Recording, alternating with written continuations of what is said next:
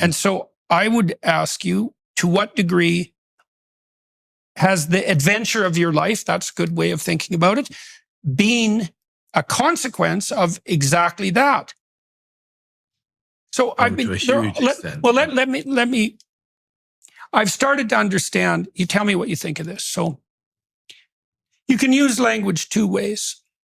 You can either decide what you want from someone before you talk to them, and then you can craft every word that you utter in order to extract that. That's instrumental use of language. I've talked to lots of journalists who do that. For sure. Or you can just sit down and you can say what you think and see what happens. And those are very, very, now this is what Rogan does is in his interviews. He just says what he thinks and he sees what happens.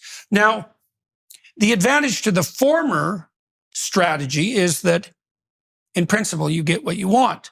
But the disadvantage is, well, you might have to manipulate people and they'll catch on to that. And the second and more profound disadvantage is, what the hell do you know about what you want?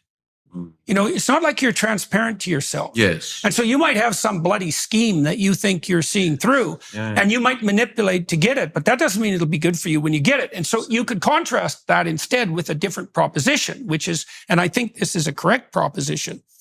And I think it's maybe the fundamental religious proposition, possibly, is that whatever happens if you are acting in accordance with the truth is the best thing that could have possibly happened, regardless of how it seems to you at the time.